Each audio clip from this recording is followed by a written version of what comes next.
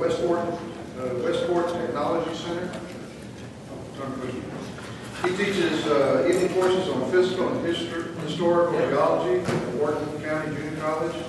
He's active in several professional geological societies, as well as the Creation Research Society. He's been published in both geology and creationism. And I hope he shows this map over here, because I said I don't want to be stupid, but is that Russia? And he said, no, that's Turkey, so it shows you what I know. But we're looking forward to your talk, Roger. Roger, would you come on up? Thank you. Let's give him a hand.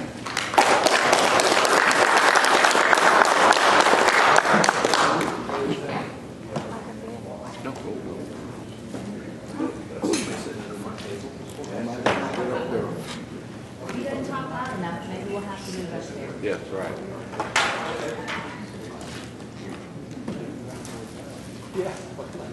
Thank you guys for having me up here.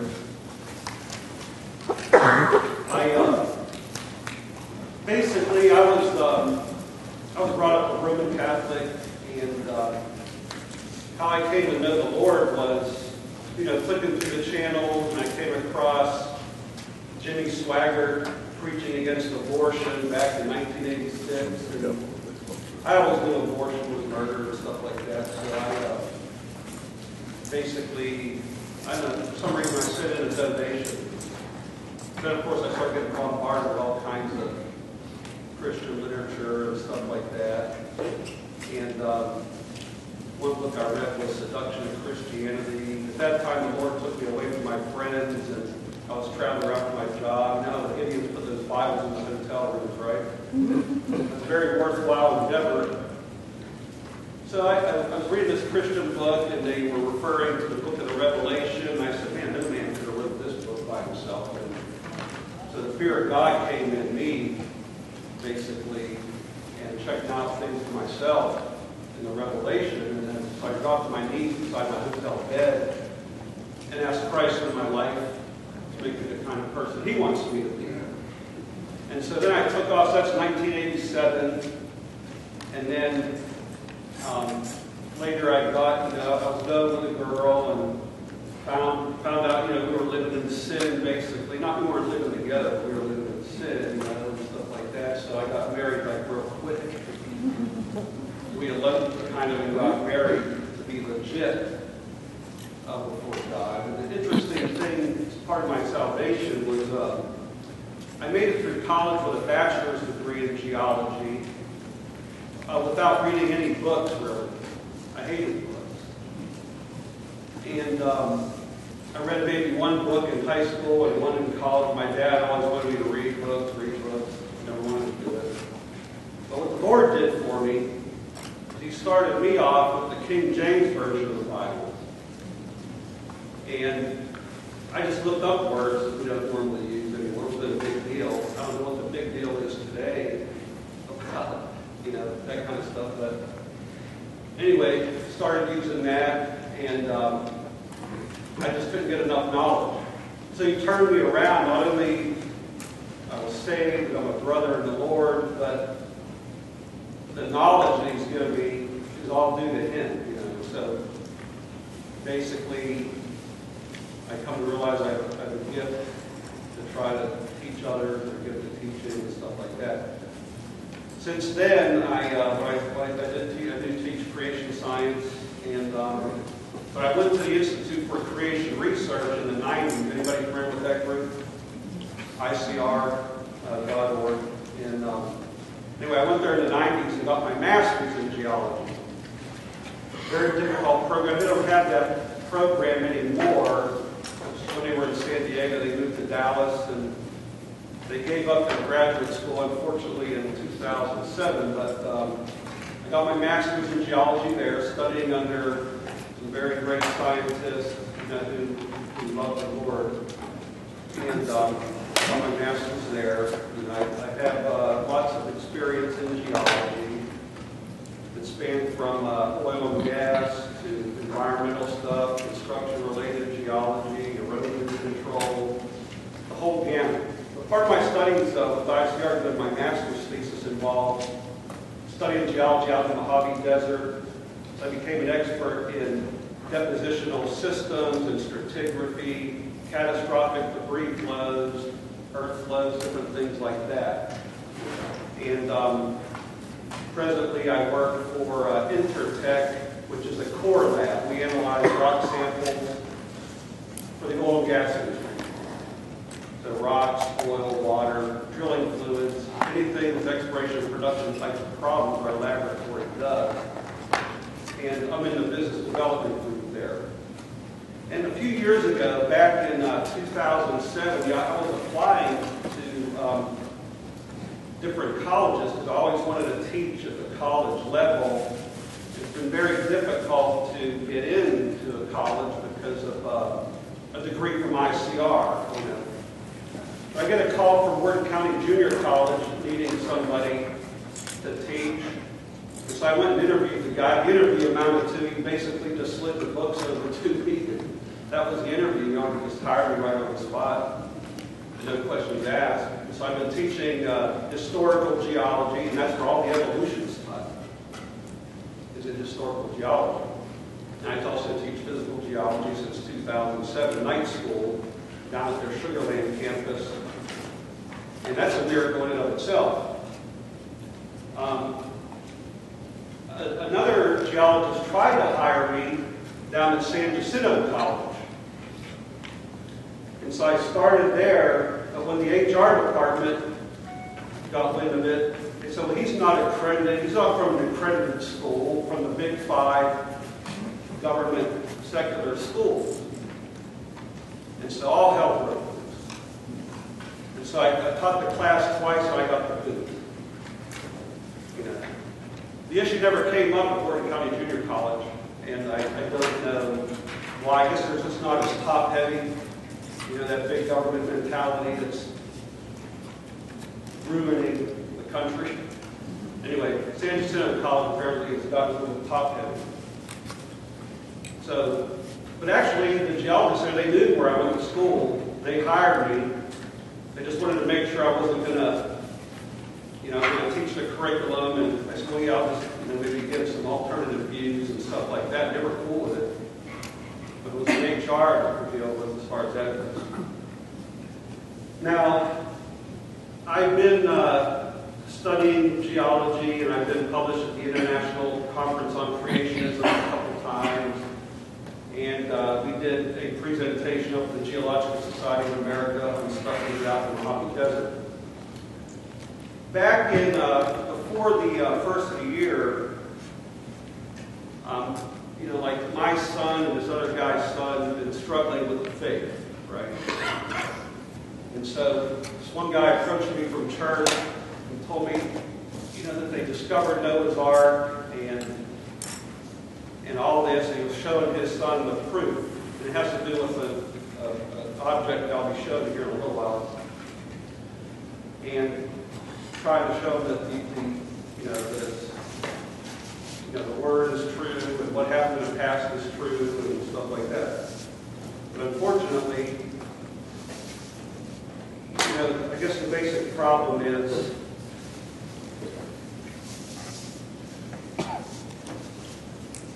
you know, when our kids are out there in college, all they're going to hear about is the physical world. They're not going to talk about spiritual things, truth. Whereas we have a tendency to avoid the physical stuff because we don't want to be too carnal, but you need to have some answers, even if you don't understand all the details. It's important to understand some basic things. If the Word of God is true, and the way I look at the Word of God, you should build your science on what the Word of God says. So you can reinterpret scientific data in that manner. I'm going to throw my glasses, but I'll take off my... So basically, Ararat, this is Turkey here. Ararat is actually it's a geographic area. Okay, it's not any particular mountain that's over the show in the slide here. It's over in eastern Turkey. And this is Lake Van. I've been calling it Van, but I was corrected here at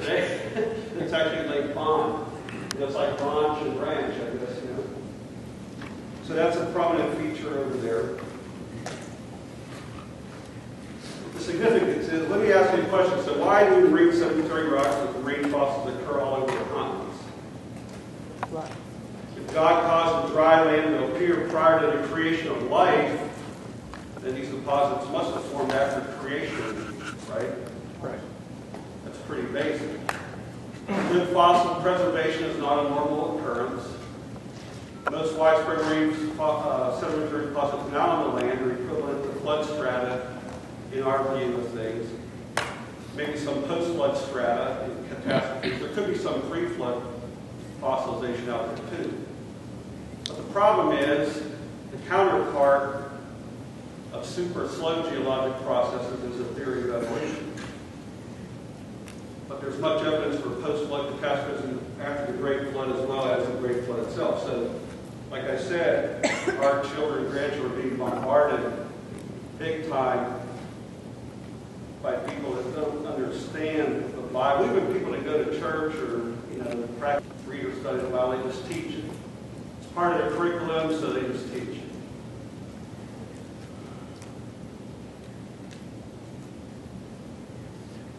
Okay, so what is a fossil? Or creation basics? Well, they're basically remains, right? Remains or traces of remains, like footprints, imprints, something like that, to preserve the Earth's crust. They cannot occur until after creation, true. For as in Adam all die, and so in Christ shall be made alive. Last enemy to be destroyed is death. So the enemy of God is death. The whole creation groans, and you guys will probably remember these passages. So death begins after creation, cause remains. So rapid burial, in our view, the flood causes the rapid burial. The real lost world is actually that the remains that we can still find from that pre-flood world. Everybody with me so far? Yep. Beautiful plant fossils.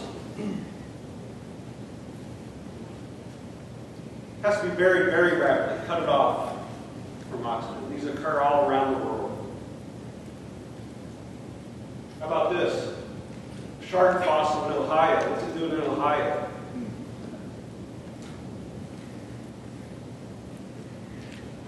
Dinosaur footprints. We have some in Texas here, but this is what I wanted to show you because these are near Denver. These occurred prior to the uplift of the Rocky Mountains. Those occur in strata like this here.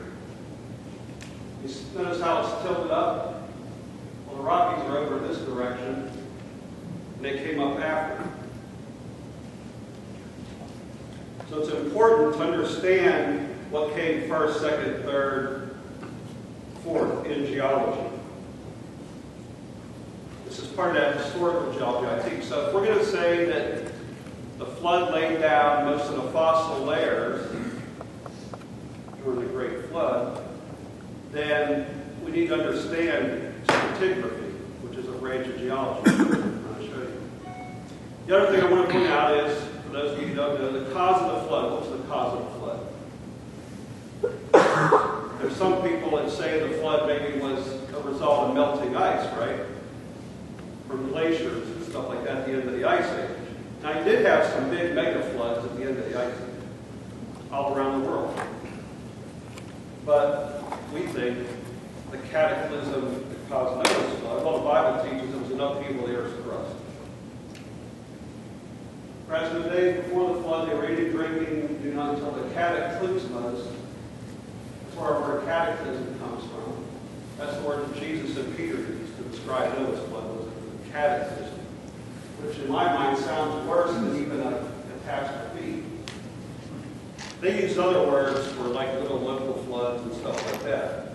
But they used cataclysm, so it was a pretty violent, brutal event, the purpose of which to wipe everything out on the face of the earth. 600th year of Noah's life, it tells you all the fountains of the great deep broke up, causing a flood. So it was a tectonic upheaval of the earth's crust. Probably like splitting apart of the continents, causing flood. If this happened in a rapid sort of a way, it's going to lead to a great flood, right? The rapid splitting apart of the continents goes back to 8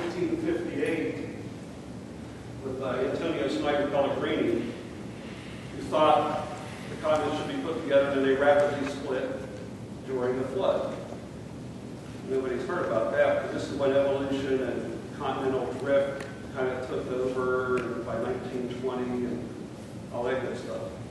Now, who's heard of John Baumgartner? Anyway, John Baumgartner, he was a scientist at Los Alamos National Laboratory. He's a creationist. He's been involved in the search for Noah's Ark.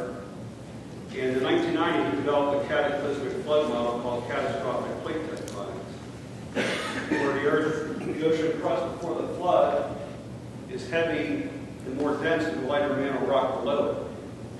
Some catastrophic event, maybe the Lord spoke, but it causes the pre-flood ocean floor to be rapidly subducted into the mantle, so the mantle of the earth catastrophically overturns, driving the flood. And so the subduction occurs in meters per second.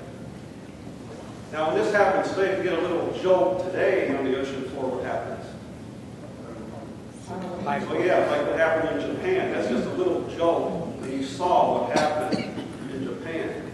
Or in 2004 in the Indian Ocean, the same thing. You had one of these movements on these tectonic plates where I think the complete islands disappeared. 250,000 people were killed just from a jolt. Now imagine if this is happening on a global scale, where you have these plates. Here's the core of the earth. This is the mantle. So you have these plates going into the earth at a rapid speed, bursting out. So the earth is bursting out. The fountains of the great deep are breaking apart, driving the flow. That's going to trigger all kinds of havoc on the earth. So those are our basic creation premises. So what I'm going to teach you now is, this is what we're teaching in creation science, like Institute for Creation Research, Answers in Genesis, all these places you can go. What I just showed you, most creation scientists accept those premises. Okay? Now I want to give you some basic rules of stratigraphy. So what is stratigraphy? Well, stratigraphy is studying the layers of a rock. Basic rule number one is older layers are on the bottom and younger layers are on the top. It's the law of superposition. The next basic rule is cross-cutting relationships. Like A is older than B, B is older than C, C is older than D, D is younger than D. The Sunken is younger than all that, right?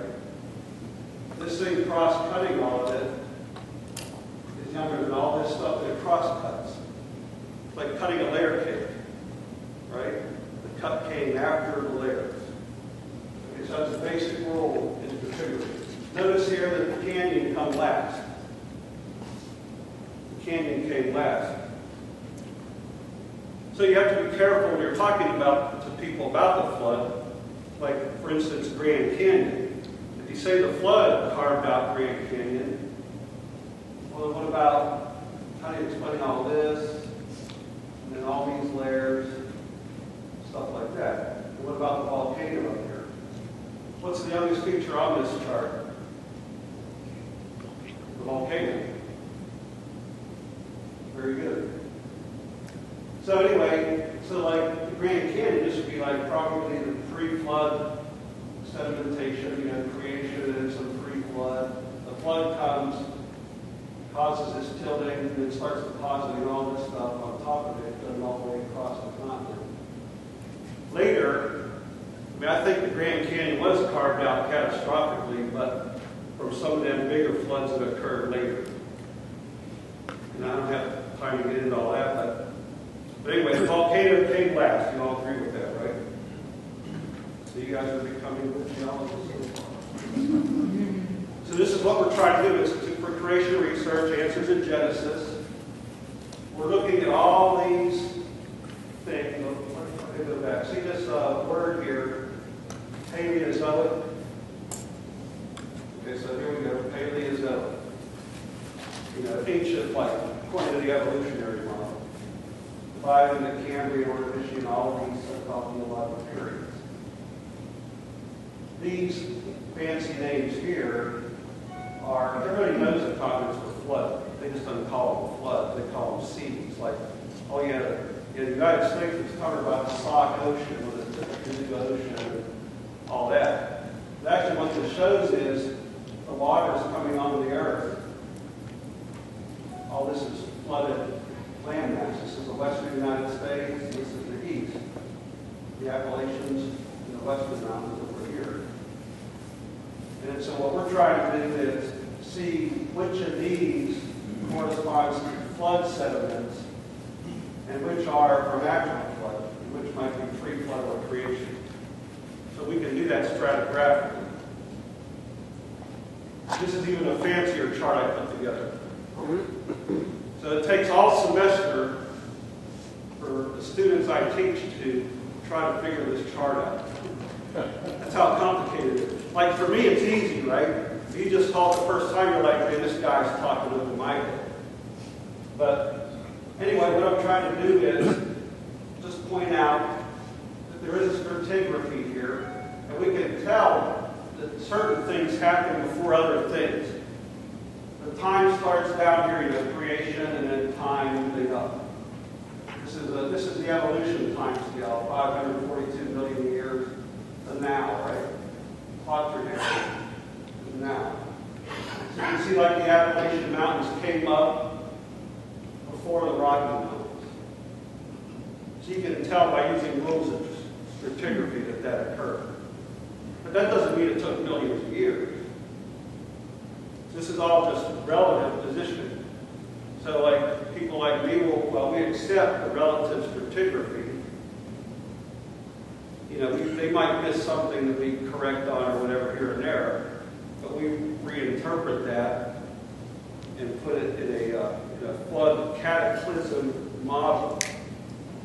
Because we know we're in the flood water up in the mountains breaking. All right, so now let's talk about Ararat and what I'm finding out of my research over there. This is Lake Wand. And here's an ancient satellite. This is a satellite view of ancient Ararat. Remember, Ararat's it's a region. Okay? Now here's an interesting thing. When I was at ICR in the 90s, up until now, I always accepted that the ark landed on Mount Ararat. But I never really studied the geology over here.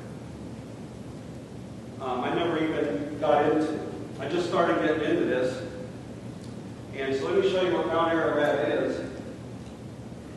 This bright spot up there is Mount Ararat. It's brighter because it's higher elevation, okay? This grayscale image has good elevation. It's in a chain of volcanoes.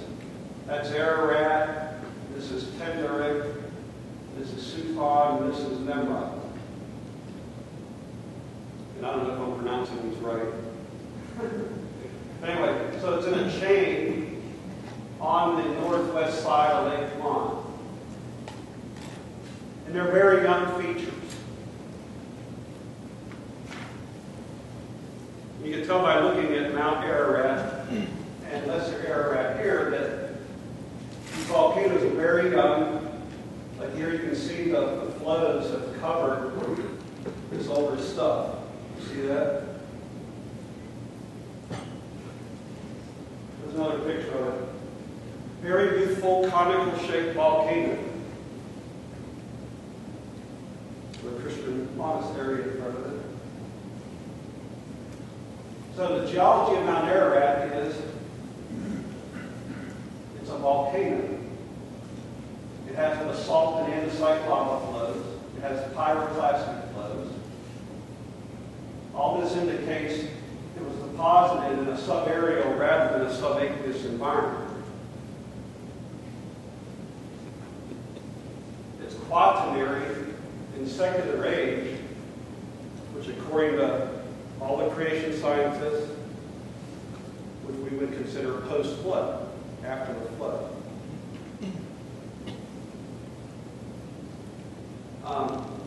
Last eruption occurred in 1840. So the geology doesn't really work very well for Mount Ararat, but there's more. Place names. let's talk about place names real quick. You know, the Bible never says the ark landed on any particular mountain, such as Mount Ararat, which is called the Mountain of Pain in Turkish. I don't know if I'm going to pronounce this right. Is it Agridagi? Agridagi. Instead, what's Genesis 8:4 teach us? That it rested upon the mountains of Ararat, in the King James Version, or upon the mountains of Cardo, which is out of the Peshitta, the authorized version of the Church of the East, or upon the mountains of Armenia, which is out of the Dewey Reigns Catholic version. So, the problem is, Mount Ararat was named in fairly recent times. It was no doubt chosen because it's the most conspicuous feature of the area. Of course, God can make the water that high, right? So somebody decided that was the place. Sometime in the Christian era. I read some people think maybe it goes back to like 500, 600 AD. But certainly by the Middle Ages, they were calling it Mount Ararat. So people have a habit of picking the most conspicuous feature.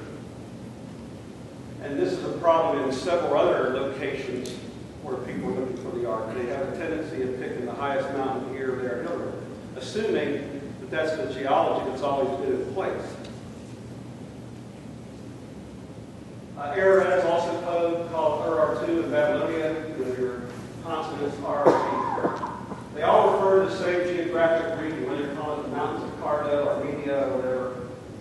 The mountains refer to the mountainous plateau, from which flow in different directions: Euphrates, Tigris, Ararat, and Chorod rivers. This comes out of the International Standard Bible Encyclopedia. So it's talking about this plateau, this mountainous plateau, that averages around 6,000 to 7,000 feet above sea level. Some mountains, though, I was looking at my mapping program, are over 9,000 feet. Okay, so here it is, the area we're talking about, right here. Because this is Iran right here. So it extends into Iran. It's kind of a round shape. And kind of like right in here. Lake Bond in the center of it all. That's the territory that you need to look for the ark. Ur-2 or Ararat, what I'm just showing here is it's the same basic area. Armenia, depend on who controlled the area at the time. Fighting over boundaries. Kurdistan, who doesn't have a country, right? But here's the mountains of Cardo or Kurdistan. It's the same, except they extend all the way down here. But you see, their inhabited area goes all the way around this mountain, this plateau. So we're in the area.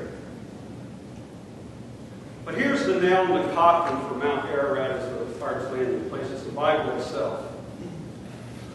And when the tops of the mountains were seen on day 225, some claim that this means the ark had landed on the highest mountain in the region, and the lower mountains were seen much later.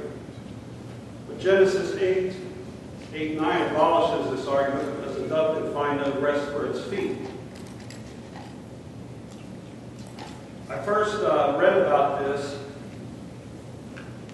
this year, earlier this year, in a book that no one really knows about by David Allen Hill called Noah's Ark: The Evidence, which he thinks is somewhere else where I'll get to in a minute. But what that caused me to do was, when I read his book, I said,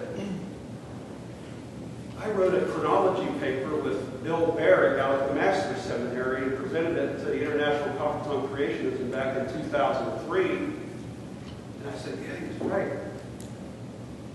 I have a copy of that paper there, and if anybody wants it, email it to you. But we did a paper. Did you guys know that the chronology of the flood is the most detailed chronology in all of the Bible? It's a very detailed chronology.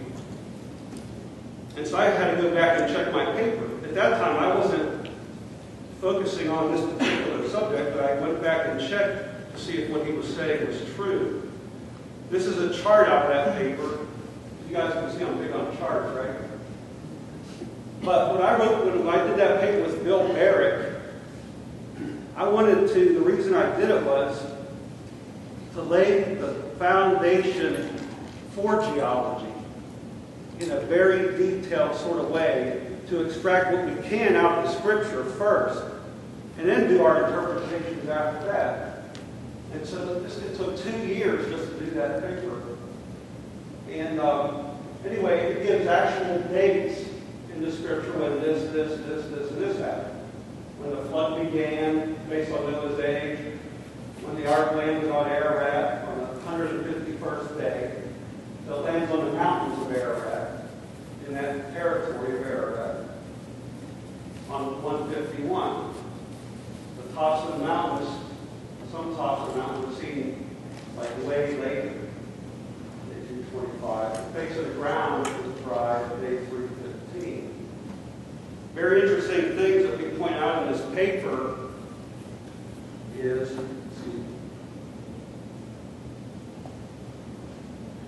have you heard about the people debate whether the flood was global or local and all that crazy stuff, right? Well, the flood was global, and the universal language occurs in this narrative. The first part of the flood was all universal. All the fountains of the great deep, everything with the breath of air, perished. But then when it lands on a mountain, it switches, the narrative switches to Noah's perspective locally. That's a very important point that Bill Barrett, with his Hebrew, brings out in the paper. See, 150 days of prevailing water, we figured out that the ark wasn't even lifted off the earth until the 40th day. That, there's some kind of sea level going on. The original mountains, I don't know what dates they were overwhelmed. When were all these mountains building in Ararat? I don't know. How about mountains building after the flood? There had to be some mountains even continuing to build after the flood. And I'll show you why that is as well. So anyway, very detailed about when he released the doves and stuff like that. All right, so let's go through this real quick. On day 151, the ark comes to rest somewhere in the mountainous region. The flood waters begin to subside, but the motion described in Hebrew is similar to the raven going and returning. The abatement of water is a slow process. So he lands somewhere in the mountains. The waters are described in the Hebrew construction like the raven going back and forth. The waters are coming back and forth to where he landed. On day 225, so 74 days after the ark comes to rest, mountaintops are seen. 74 days later. So he waits another 40 days, 41 days. After the mountaintops are seen, he opens the hatch and sends out a raven, which went to and fro until the waters are brought up to the face of the earth. Then he sends out a dove 7 days later.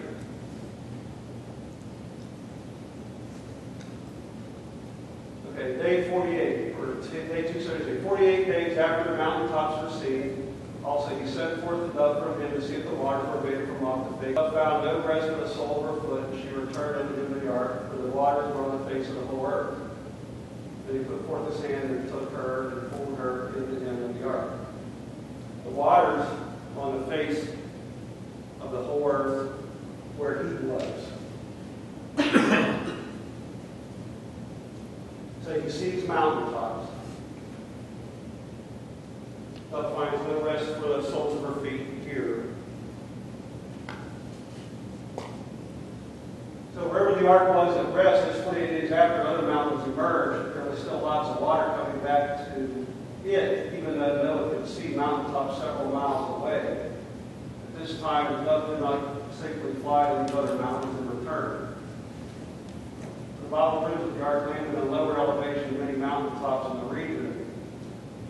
And the water had to be real shallow, but no exposed land there yet. On day 280, 56 days after the other mountains emerged, the dove returned with an olive leaf, obviously from those mountains. Since those have been exposed for nearly 2 months, so the purpose of that was what? Reestablish some vegetation, so they pluck off all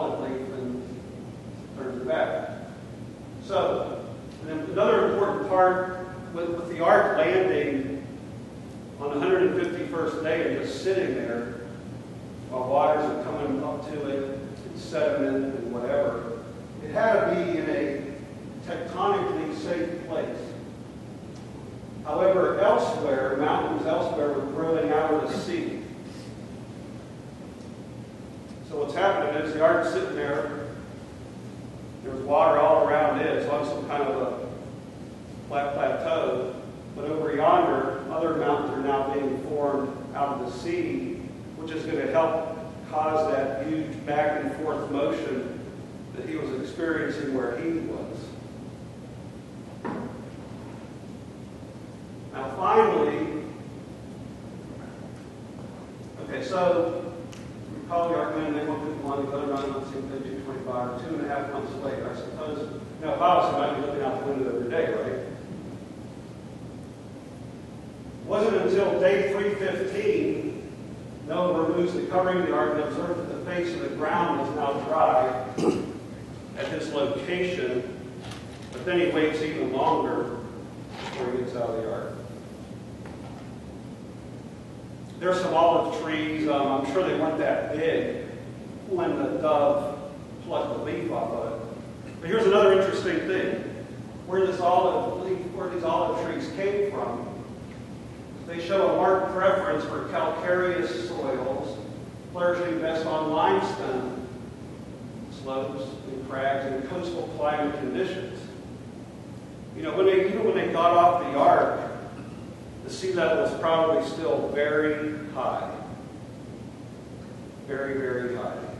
It would have been a perfect environment for a while. And it probably took many centuries for the water level to go down to where it is today. Over here, the water level is probably all the way up to Austin. It took a lot of time to get down to Galveston.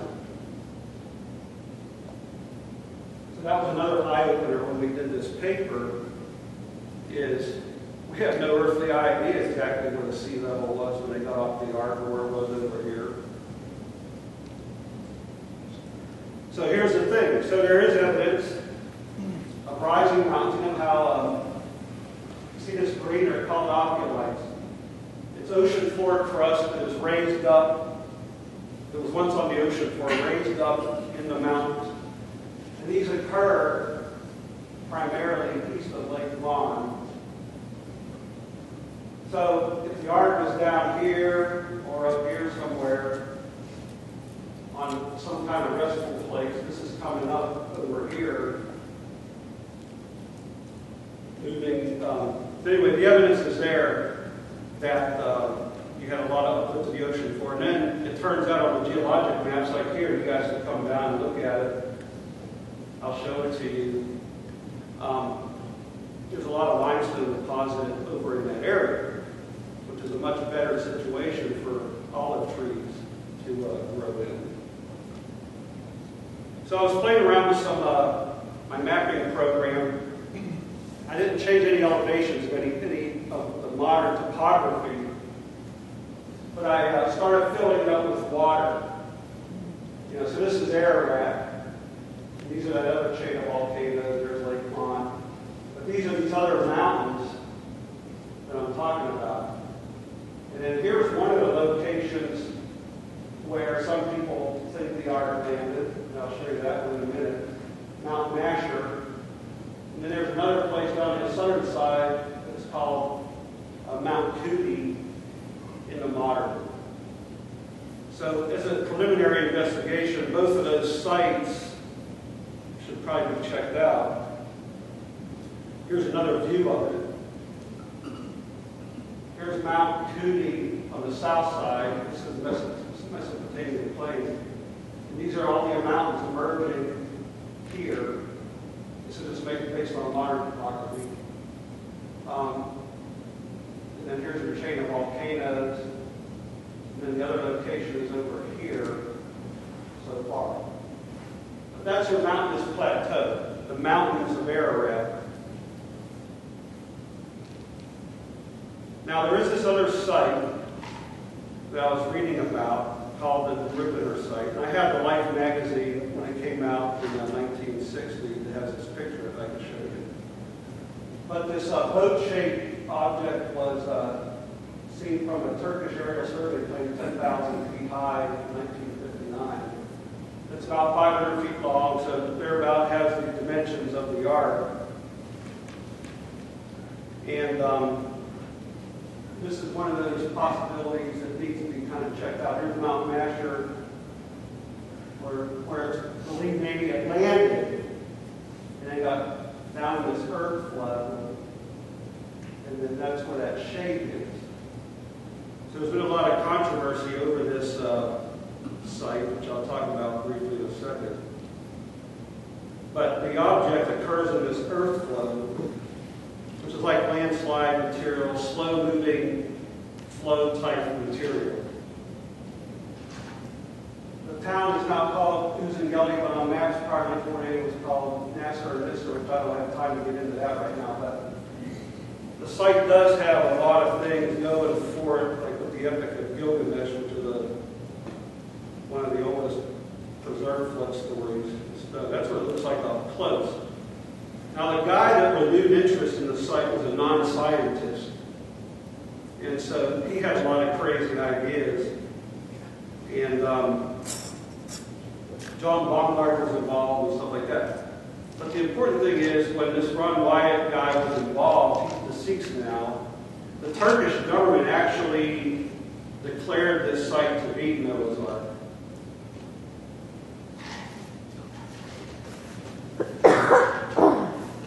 You could actually go to Google Maps and you could find it. And if you want, this is the coordinates of where the upper landing looks like it has that same shape. They built a road up by there now. And the object is split down to the north up this way down there is where the thing exists now. So before you laugh at this, this is a ship that was uncovered in Fort Morgan, Alabama by Hurricane Isaac in 2012, and it looks like from above.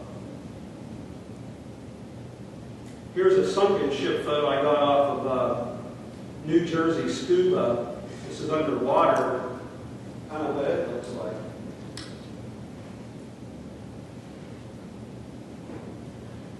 So the Rubener site. This site has been dismissed by nearly everyone, including most creationist organizations like Answers in Genesis, Institute for Creation Research, where I went to school.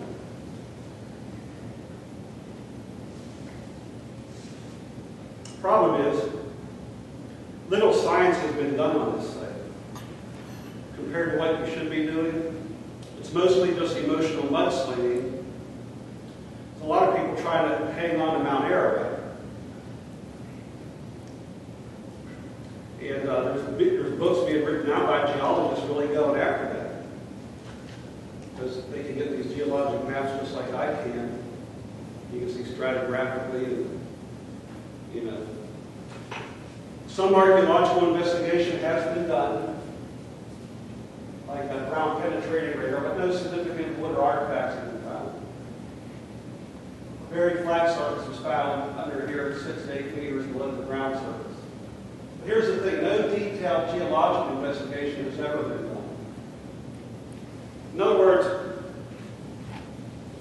most people hunting for the Ark are they're doing too much stuff related to archaeology first before you do the geologic assessment of the whole area. Every geologic interpretation I've read about this site, even from some people I know, contradicts each other. Now, David Alvin in his book here thinks it's an impression of the Ark. So, imagine, the Ark lands, has all that back and forth water, mud, stuff pressing up against the outer hull. It's in an earth flow. Now, here's the weird thing. So I call Robert C. Michelson, who is a retired professor from Georgia Tech University. And he's been involved in the site. And so I asked him on the phone, he said the material in these walls is the same earth flow, but it's much, much harder. Well, there's some very easy tests that you can do to check that out and see why, maybe learn why is that the case. So what needs to happen, the entire earth flow from top to bottom and surrounding geology should be assessed, not just the structure itself. This will involve the source of the material in that earth flow, looking at it from top to bottom, depositional environments, particularly the area. If you're going to do geophysics, like ground-penetrating radar, well, you need to do it inside the structure and outside the structure. See what the differences are.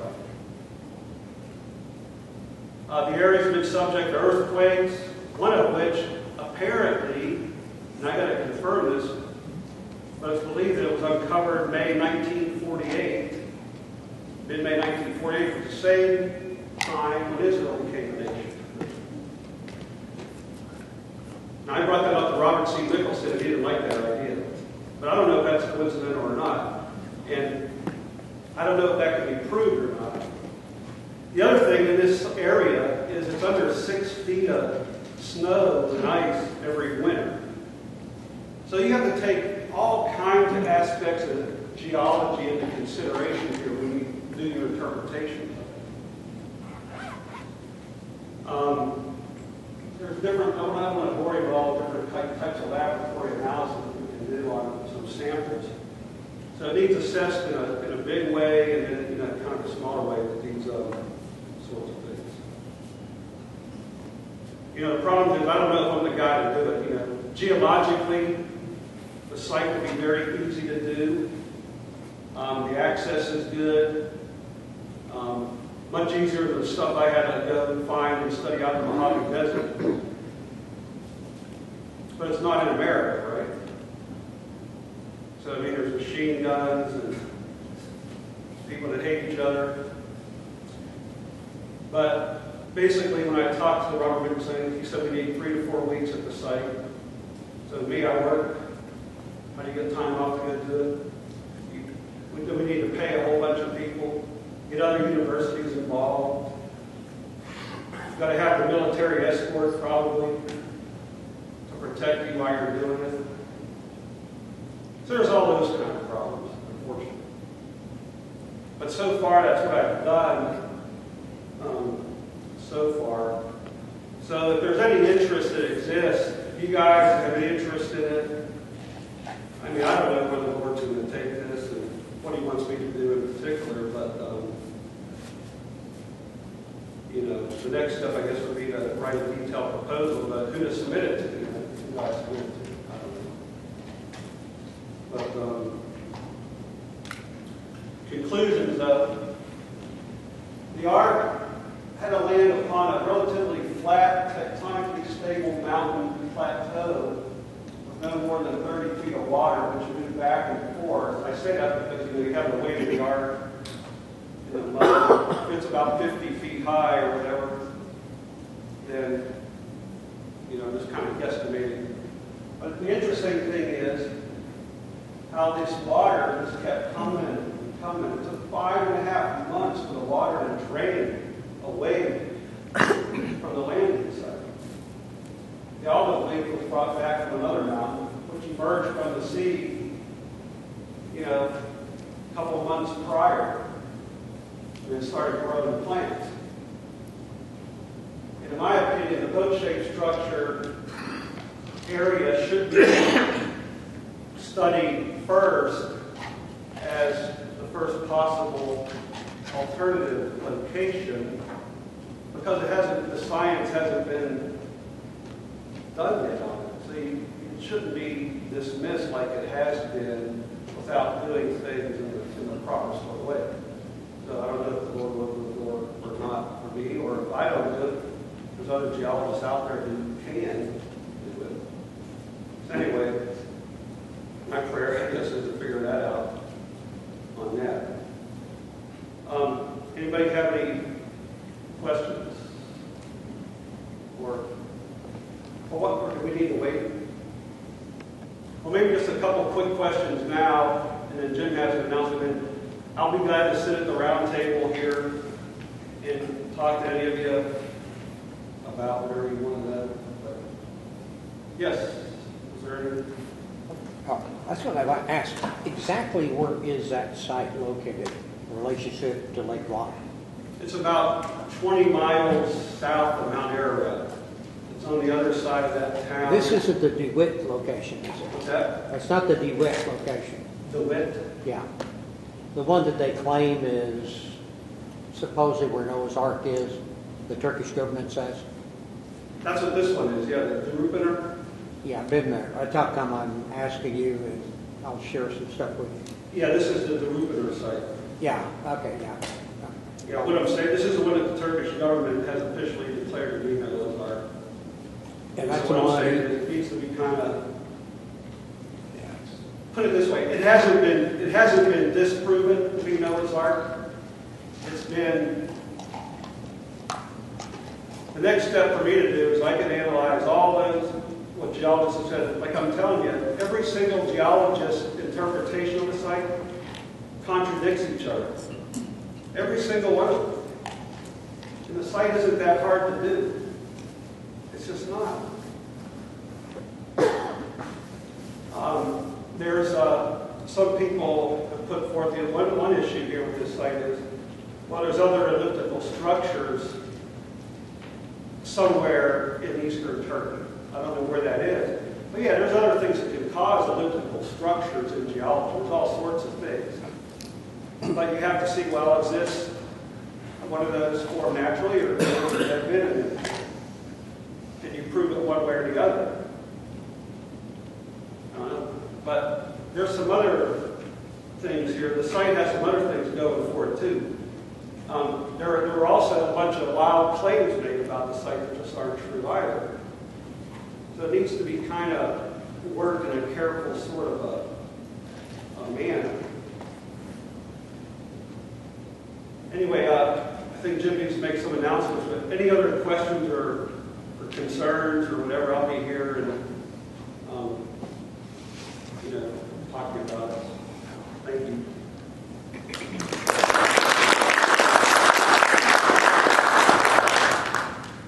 Thank you, Roger. If you have any questions, feel free to come up afterwards. We're going to go ahead and close now. I want to remind you that the meals cost us $10 a piece.